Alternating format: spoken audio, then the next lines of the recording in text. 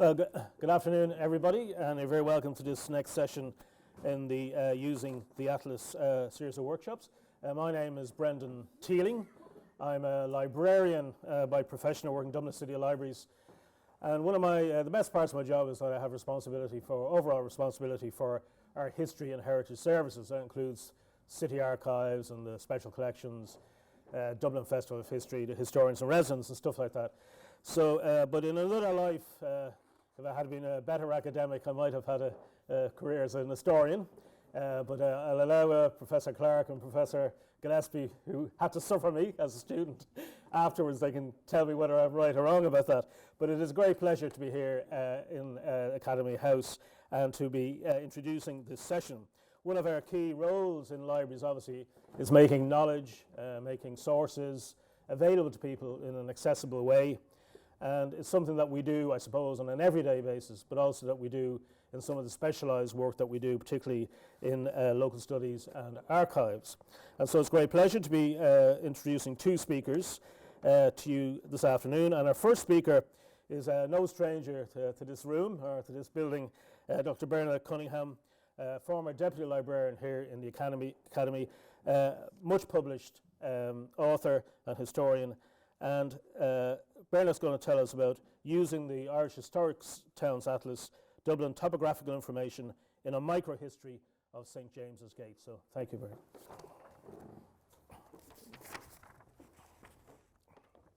Thanks, Brendan. While working in academic libraries in Dublin over the years, I have often referred people to the Irish Historic Towns Atlas for information, and not just because of the convenient reproductions of urban maps from earlier centuries.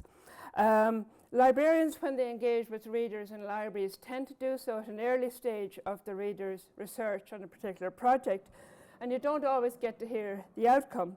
So for today's case study, I'm going to draw on my own research, and one of the projects that I've worked on in recent years is researching medieval Irish pilgrims to Santiago.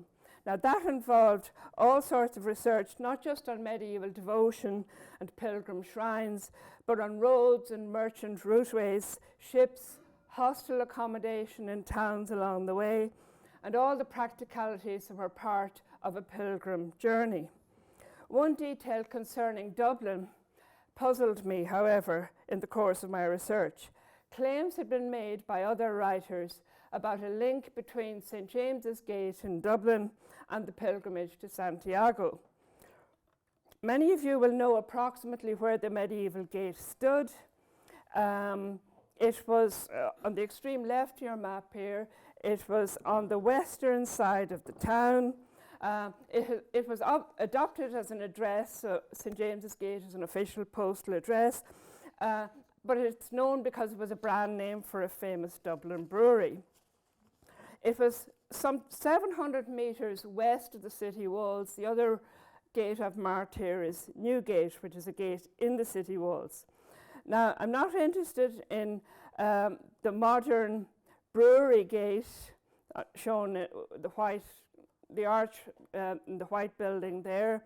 The gate that I'm trying to find no longer stands, but it would have been near that, but it would have been blocking the routeway. Nowadays, there are signs in the immediate area saying where the gate might have stood, including this one erected by Guinnesses, indicating a date of 1555 for St. James's Gate. A tourist sign erected more recently has a lot of information on it that implies that St. James's Gate owed its name to the numbers of pilgrims passing through on their way to Santiago de Compostela. That didn't make a lot of sense to me. The mouth of the River Liffey was not navigable for 15th century ships capable of sailing to Spain, and so was not necessarily the best departure point for a pilgrim heading to Santiago. Southern ports such as Waterford, New Ross or Kinsale would have been far better options, and nearer Dublin, Howth or Dalkey were more accessible than the Liffey for larger vessels. Thus, I doubted whether visitors from beyond the Pale would have ever thought of going to Dublin as a starting point for their pilgrimage. So, where did we go from there? The first thing I needed to do was to find the gate itself, and I started with the maps, obviously, and you'll all know Speed's map of Dublin. I've used it twice already. It gets used in everything, every talk about the history of Dublin, virtually.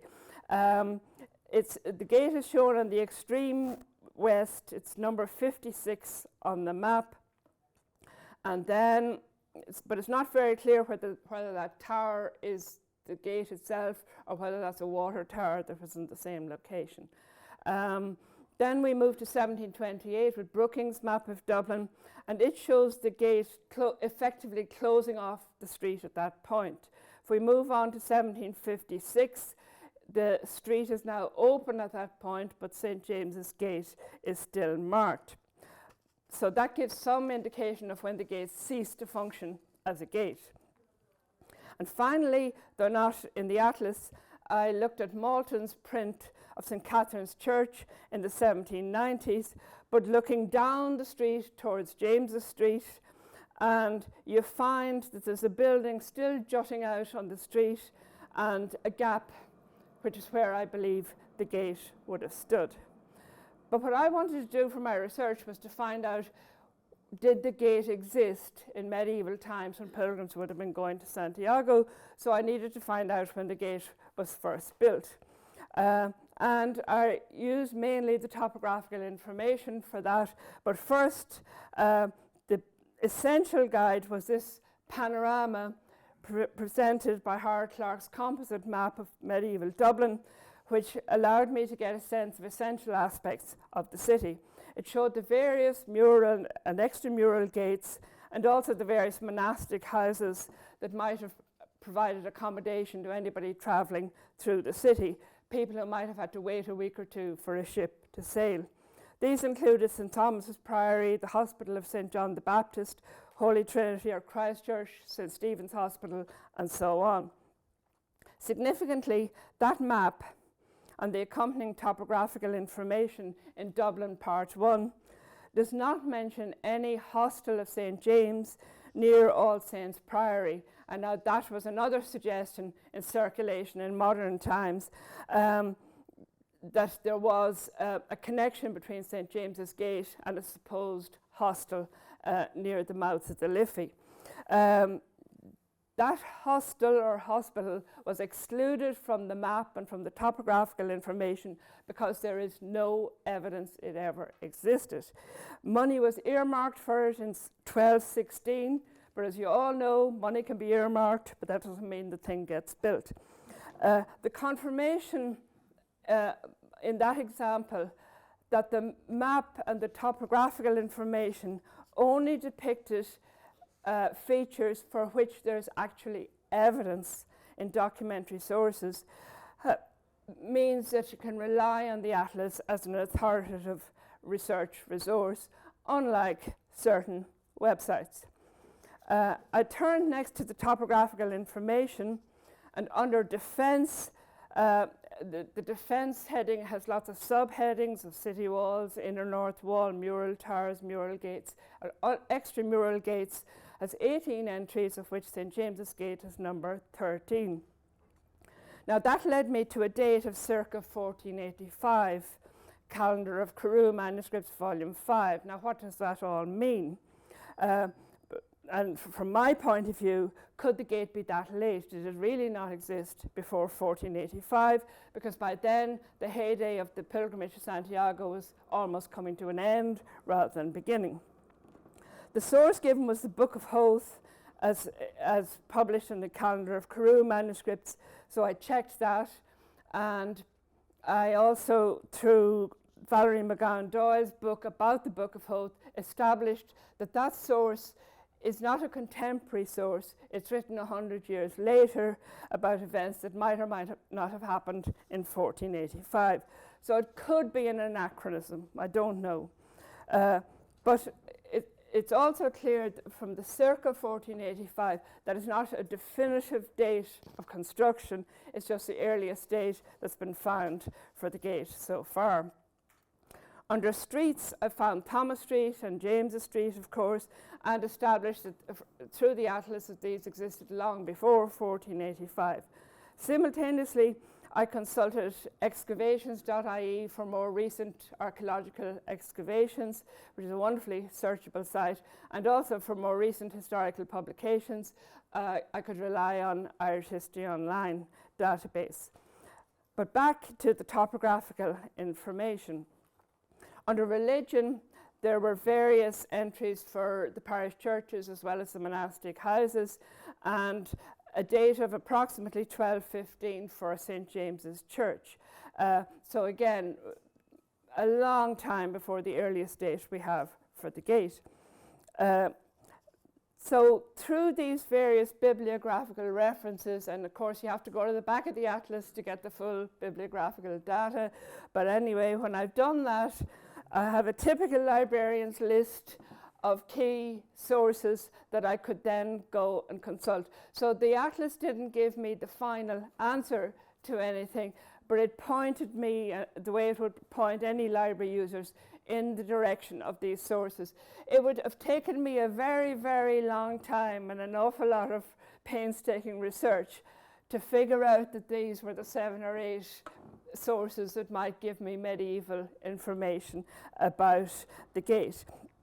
So usually at that point, if I was a working librarian, that's where I would stop, because I don't want to deprive researchers of the pleasure of finding out things for themselves. So I would show them how to use the atlas to extract relevant information that they consult, and then it's up to them to read the books.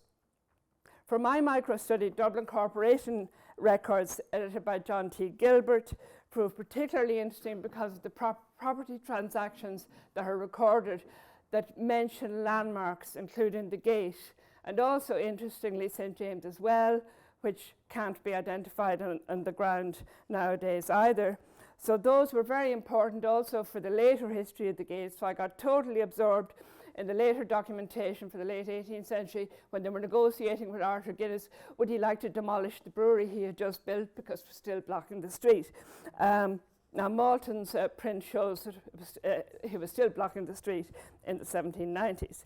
So I did not find any date earlier than 1485 for St. James's Gate, nor did I expect to. I don't expect to outwit Howard Clark in his research on medieval Dublin.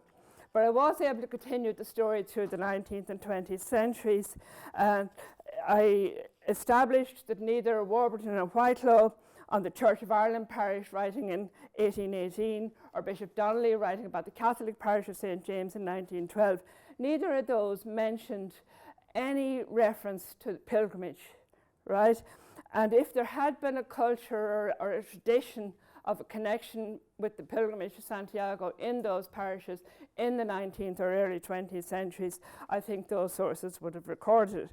I eventually figured, or concluded to my own satisfaction at least, and I'm finished now almost, that an article by Maurice Dufficy, who was a curate, asked to write a paragraph or two about the history of his parish for a centenary booklet in 1944, was the origin of this suggestion that St. James's Gate had a connection to the medieval pilgrimage. He used newspaper articles summarized in a book called Peter's Fragments to create this story about the pilgrimage and the parish.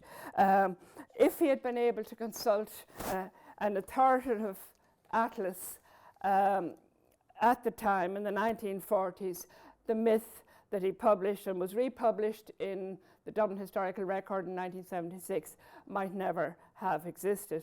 I've published my version of the story in some detail in the most recent issue of the Dublin Historical Record, so you can read my findings there for yourself. But the point that I want to emphasize here is that I couldn't have done it without the Irish Historic Towns Atlas, particularly the topographical information and the way it gave such structured information, structured access to information, which is what librarians need when they're guiding researchers in their various projects. It allows people to do everything from large-scale comparative studies to my kind of little micro-history of one little feature in a medieval town. Thank you.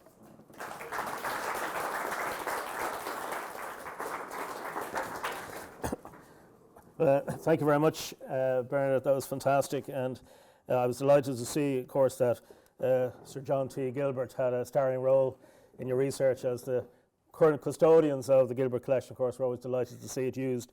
And just to say, we have recently digitised the next set of minutes from the 1849 through the 1829 through the 1880. So they'll be available to researchers online as well, although we're always happy to see people come along to the reading room to see them in real life. So our next speaker is Dr. Bláithín Hurley. Bláithín is a senior library assistant with Waterford Library Services, and she manages the local studies in the Central Library in Waterford City. Some of us have really nice jobs. That's a really nice job. Bláithín has a PhD from Cambridge, an MA from University of Warwick, and a BA from UCC. And she's published a number of articles and book chapters on art and the music of Renaissance Venice. And she's now turned her attention to subjects closer to home, including the talk that she's going to give us now, which is Overcoming Inhibitions, Promoting the Use of the Irish Historic Towns Atlas in Waterford Library. So thanks, Bláithín.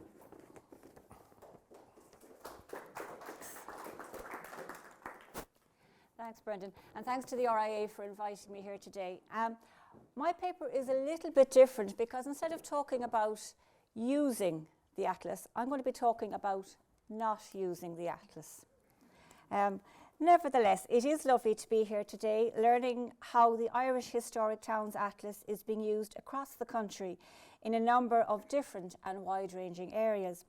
And it's equally lovely to find myself representing the public library sector today, or more specifically, the local studies section of the public library. Before I begin, I would like to take a minute to contextualise the library service in which I work and situate local studies within that service. So I'm going to start by taking you back to 2014. This was the year when the local authorities of Waterford County Council and Waterford City Council merged to create Waterford City and County Council. This resulted in the development of a new, bigger library service for the new Library Authority, which in turn created a branch network with 12 locations and a library headquarters. The largest of the library branches, Central Library, is located on Lady Lane in the centre of Waterford City. The library building is a Carnegie Library, which was first opened in 1904, with the foundation stone having been laid by Andrew Carnegie himself in a ceremony in 1903. In 2004, following closure for a full refurbishment and extension of the original building, Central Library reopened to the public once again, and this is where Waterford Library's Local Studies resides. Housed on the first floor, Local Studies is a depository of important books, microfilms and maps, and other ephemera relating to the city and county of Waterford. It also has a strong online presence, and Local Studies regularly plays hosts to history-themed talks and exhibitions. During COVID, these were online, but now we are returning to in-person events and tours again, just like we are here. As such, many researchers are at last making their way to the Local Studies reference room to access its treasures. And among these treasures is, of course, the Irish Historic Towns Atlas for Dungarvan, the largest county town in Waterford. This invaluable resource, with its historic maps of the town and surrounding area of Dungarvan, a more than potted history of the town, and incredibly detailed topographical information, should, one would think, be a first port of call for many visitors undertaking research into the people and places of Waterford. yet surprisingly this is not the case. In this paper I am going to attempt to outline the difficulties which I, as a local studies librarian, encounter when trying to introduce this resource to many researchers and discuss some of the strategies which I believe could be adopted to overcome these difficulties. I am also hoping to open up a discussion around this problem to try and find new ways to help alleviate researchers' inhibitions. So who are the researchers who make their way to Waterford Library's local studies? The short answer is that there is no typical researcher. Those I meet range from secondary school students looking for information for their school projects to third-level postgraduate students hoping to access some primary resources, to writers looking for either inspiration or checking facts, to local history researchers looking for a little-known nugget of historical information that has eluded everyone else up until now, to family history researchers who want to see how far back they can stretch their family tree, to the culturally curious who just want to find out a little bit more about the area in which they live. One place where many of these researchers could find the answers to some, if not all, their questions would be the town's atlas.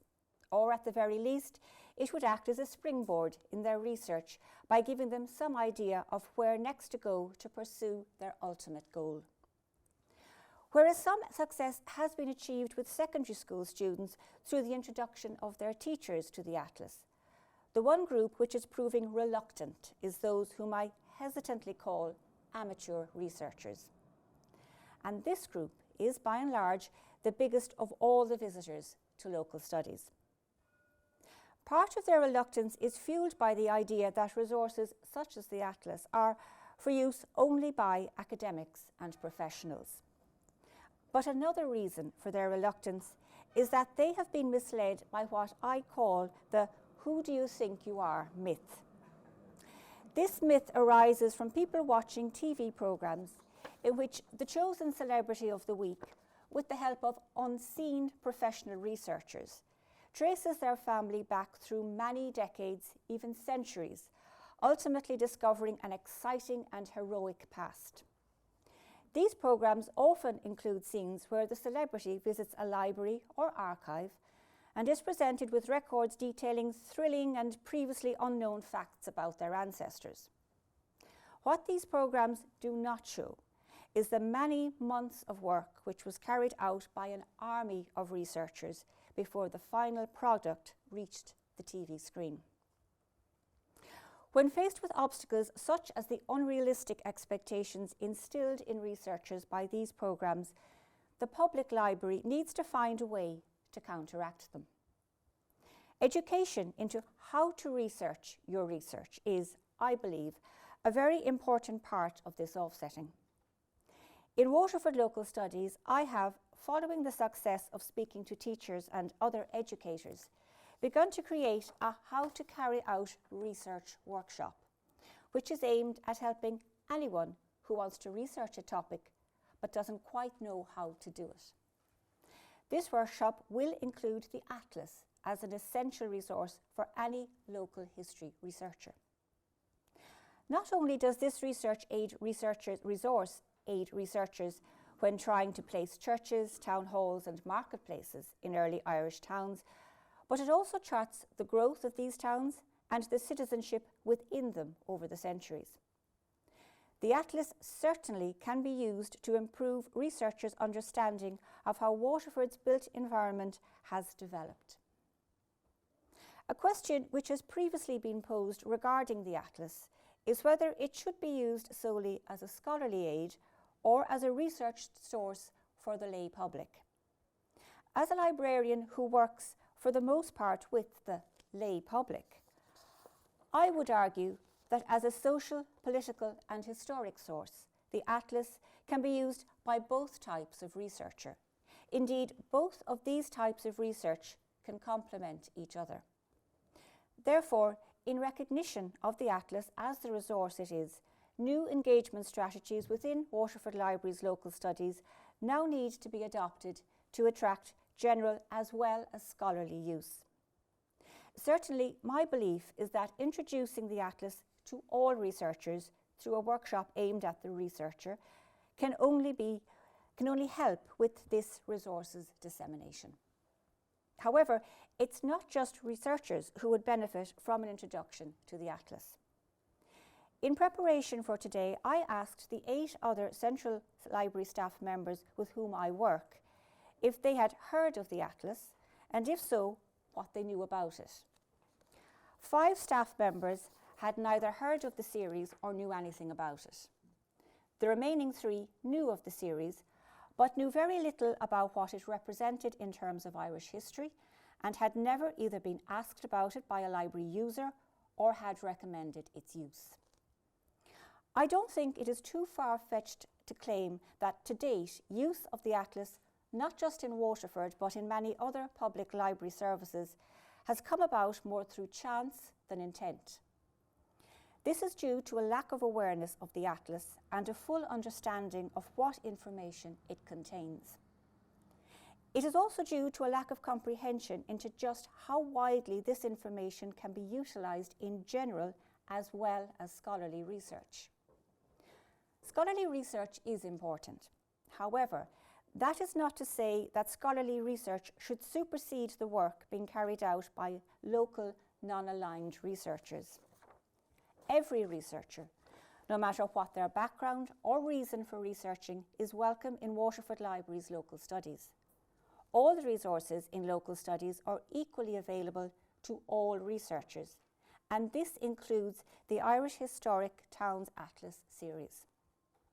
Public libraries and their facilities are open to all, and no one should be inhibited from using any resource, as this will only result in stunted research and a disaffected researching public. This is why I am keen to engage in a conversation to improve user experience for all researchers, thus ensuring no one is inhibited from accessing the Irish Historic Towns Atlas. Gribh Mágah.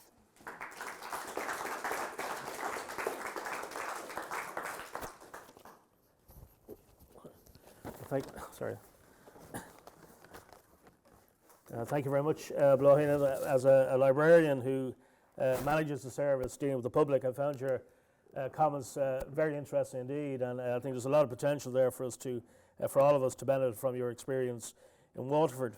So we've had 2 very interesting, very different presentations, and we can now open it to the floor. I have some questions myself, but I'll invite questions from the audience first. So if anyone has a question, we have a roving microphone, and a lady over here, if you wait for the microphone to come to you. So thank you. Hi, both lovely, great presentations, but Bláithín in particular in Waterford, because I've been teaching architects there. I wonder if you could say about the structural relationship between archives, the Waterford County and City Archive, and the library service. Is it the same in every other county in the way that I have encountered it in Waterford, because we've been in and out of that place so often? So just put in that context. No, it's very different. We're both under the umbrella of culture, so we both have the same boss, if you like, in the council. I've only been in Waterford Library Service 2.5 years. So that's where I am. But prior to the city and the county becoming, the city and county council becoming the one, there was an archive in Dungarvan and there was an archive in Waterford City. They merged, and we now have the city and county archivist, who are not the one person, who are not based in the library. They're based in another building, which is in the centre of the city, but about a 5-minute walk from us. They don't own that building, and as far as I know, because of the size of it, and you say you've been in it, it is a tiny little building and it is not fit for purpose, that they are trying to move from that, and they've been trying to move for some years.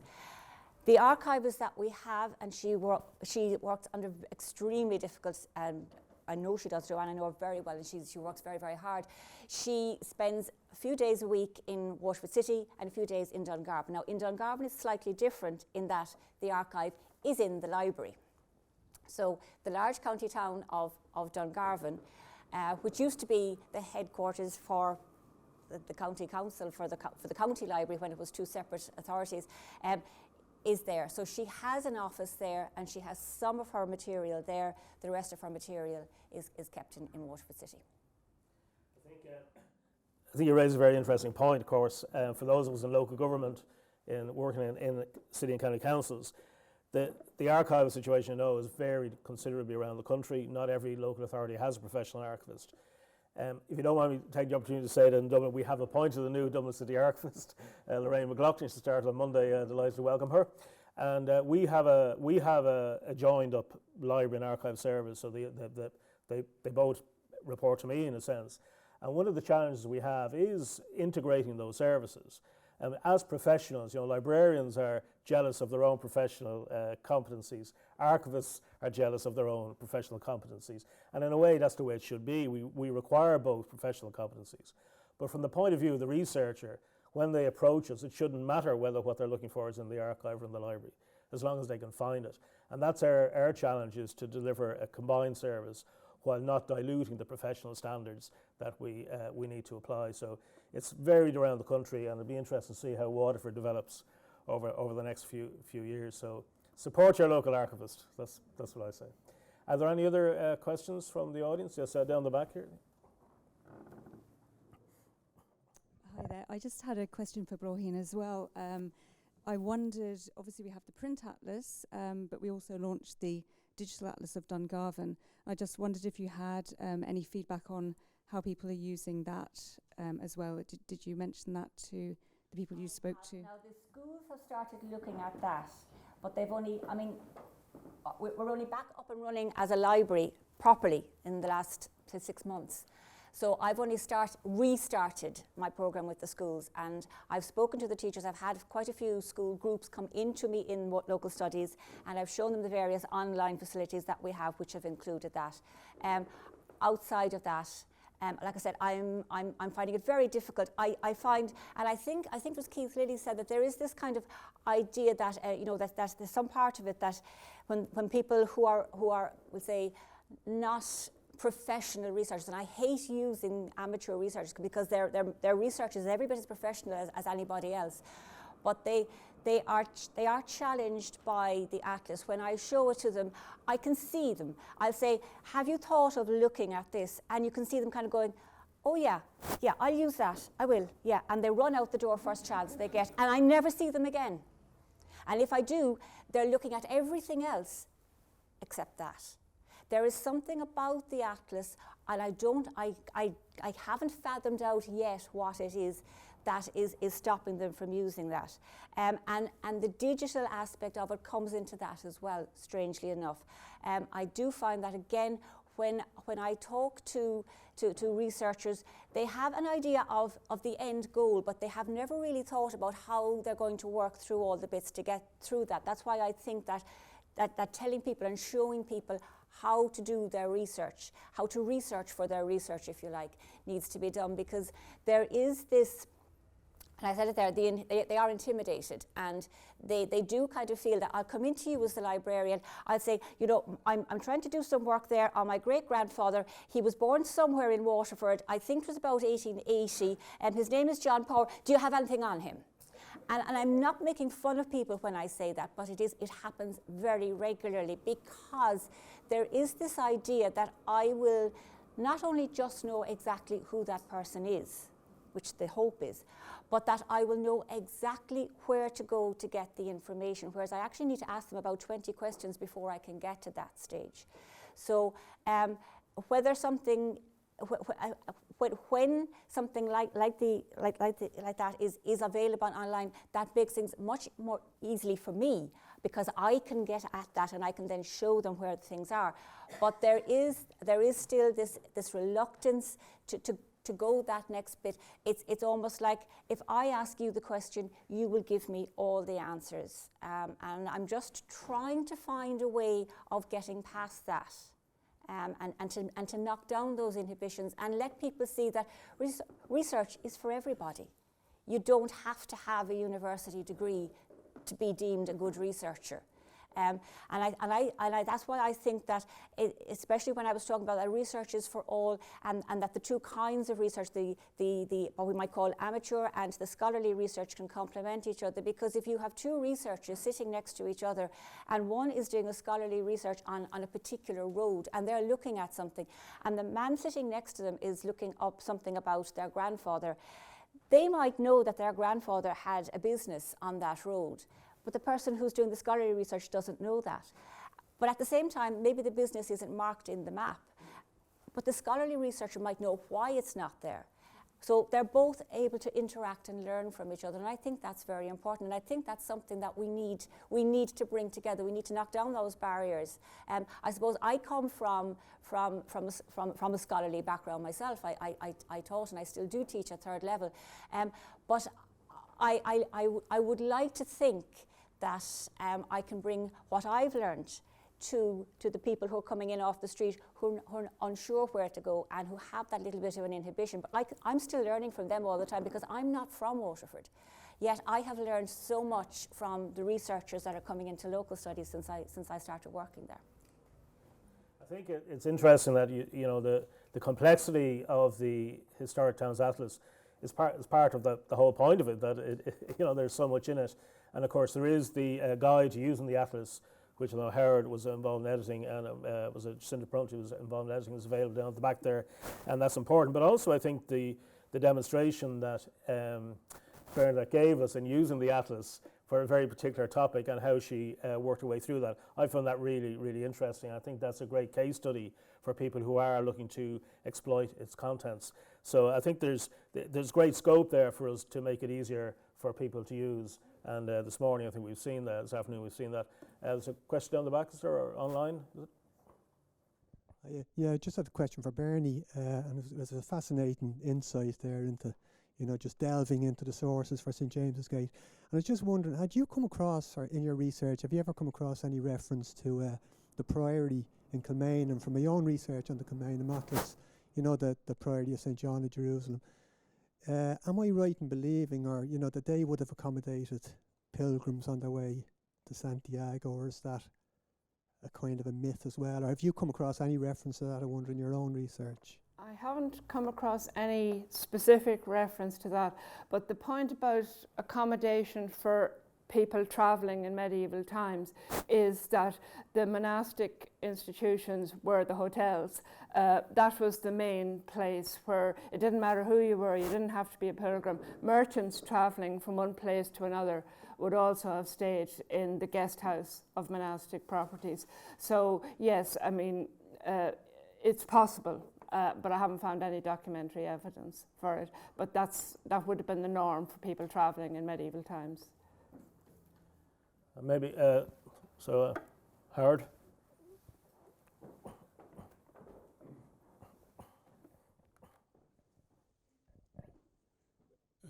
I'd just like to congratulate Bernadette for exploding a myth, but more particularly I'd like to mention another example of interaction between the Atlas project and librarians and libraries, because I have used for the Cork Atlas, preparing the Cork Atlas, the website corkpastandpresent.ie, which is a very comprehensive website. It has the street directories, maps, newspapers material, illustrations, photographs. It's a wonderful resource, and I spent months in lockdown last year sitting at home in Dublin working on Cork, the Cork Atlas, courtesy of this website. So what I would like to ask Bláithín is, does Waterford have a website of that sort? And if it doesn't, will it kindly set one up? I would love to set one up. If somebody gives me the time and the money, I will do it. No, we don't have anything like that. We have started digitising some of our images. We have very few. People think, again, because there is this division between the libraries and archives in Waterford, we don't have any photographs in Waterford Library. We have some maps, but most of the maps we have are copies of what they hold in the archives, or they would be, we'll say, corporation maps from the late 19th into the 20th century. They're not the kind of maps that people really want to see. The nice ones that I know, and I know that I'm from Cork, so I know that site very well. But we don't have those kind of facilities, and we don't have that kind of a range of items, sadly. But I would love to. Thanks, Brian. I suppose, Harold, it's a great point, because the whole digitisation, what we digitise, how we digitise it, how we make it available then is a huge challenge for us in libraries and archives around the country. We've done a lot in Dublin City, but we've far more to do, and it's tricky. And one of our victims of our own success in the library sector in general, the archival sector, is that we've digitised so much that people think it's easy to digitise. Just like people think it's easy to run an online blended course project like this, which it isn't. We have 4 people down the back who are needed in order to put it online. But look, that's all part of the challenge that we have. But I think the Cork is a great example. It is a fantastic example. Yeah. Can I just add there, just to say the DRI have actually put up a lot of really beautiful Waterford maps just recently. So just to mention that they now. came from the archives. Yes, so they are available online. So it's on the way. And there's a question down here. Okay, that's, just if that's okay. Thanks very much. It was just to ask Bernie whether she thinks that she's successfully exploded totally the Maurice Dufficy myth. I'm just thinking of a bit of comparative evidence from Derry, Londonderry, and the townland of Termonbacca, which is about a mile upstream from Termondira, which seems to, Termonbacca meaning the place of the cripples, but possibly this is a reference to pilgrims who characteristically took staffs with them, the pilgrim staff, which was thought of as a crutch. So the penitents being, in a way, metaphorically cripples in that sense. And this seems to have been a place for, is it possible? This seems to have been a way, it's underpinned by the story that Columkill, before leaving for Iona, sailed upstream and then back downstream again. And he seems to have sailed to Termonbacca. So is it possible that the southwestern approach to Dublin had a sanctuary area that was to do with the regulation of the pilgrim traffic? Yes, I'm not suggesting that no pilgrims went to Dublin. I'm only saying that St. James's Gate didn't get its name from pilgrims loitering in the vicinity, that St. James's Gate got its name because it was the gate, the street gate, if you were heading to St. James's Parish, out of town, heading west. You went through the gate to the parish of St. James, i.e. St. James's Gate. Pilgrims,